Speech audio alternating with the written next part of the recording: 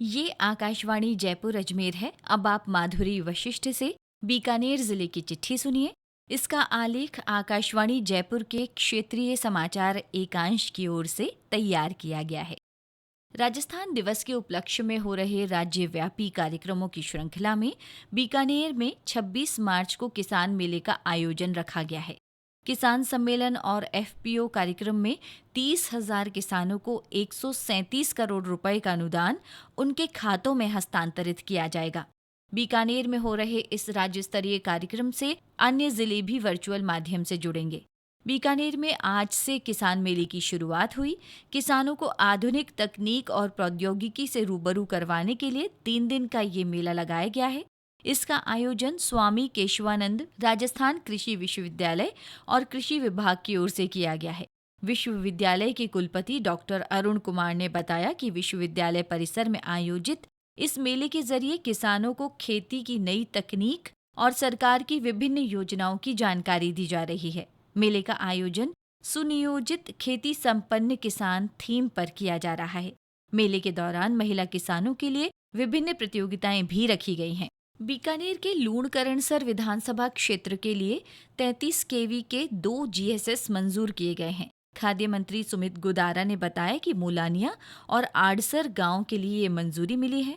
उन्होंने बताया कि ग्रामीणों की ओर से इन क्षेत्रों में लगातार जीएसएस की मांग की जा रही थी।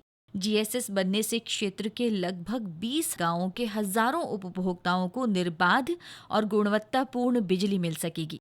जिला कलेक्टर नम्रिता वृष्णी और पुलिस अधीक्षक काविंद्र सागर ने नहरबंदी के मद्देनजर बीचवाल और शोभासर में हेडवर्क्स का अवलोकन किया। उन्होंने पानी की आवक की स्थिति जांची और चोरी के मद्देनजर थाना प्रभारियों को चाक चौबंद रहने के निर्देश दिए। जिला कलेक्टर ने कहा कि पुलिस की ओर से इस क्षेत्र में लगातार पेट्रोलिंग की जाए। उन्होंने जलदाय और जल संसाधन विभाग के अधिकारियों को प्रस्तावित नहरबंदी के दौरान बेहतर समन्वय रखने को कहा। इसके साथ ही अवैध जल कनेक्शन काटने का सघन अभियान भी शुरू करने के निर्देश दिए। राजस्थान लोक सेवा आयोग की ओर से आरओ ईओ परीक्षा 22 मार्च को 54 परीक्षा केंद्रों पर हुई। इसके लिए बीकानेर में 81 ऑब्जर्वर और 8 डिप्टी कंट्रोलर लगाए गए। इसके साथ ही सभी सेंटर्स पर निगरानी के लिए 9 फ्लाइंग स्क्वाड भी तैनात की गई।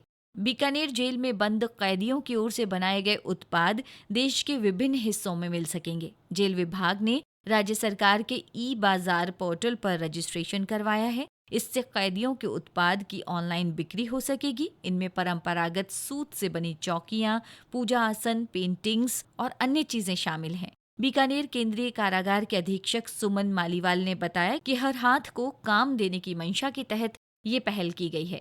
इससे बंदी कौशल सीखकर आमदनी भी प्राप्त करेंगे। बीकानेर जेल का ये नवाचार बंदियों के जीवन को नई दिशा देगा। बीकानेर जिला अपनी सांस्कृतिक विरासत और परंपराओं के लिए प्रसिद्ध है।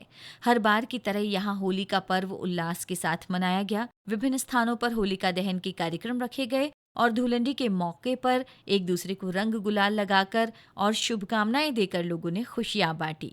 होली के साथ ही जिले भर में गणगौर पूजन का सिलसिला शुरू हो गया। महिलाएं और बालिकाएं 16 दिन तक भक्ति भाव से ईसर गणगौर की पूजा कर रही हैं। वहीं जिले में शीतला अष्टमी का पर्व आस्थापूर्वक मनाया गया।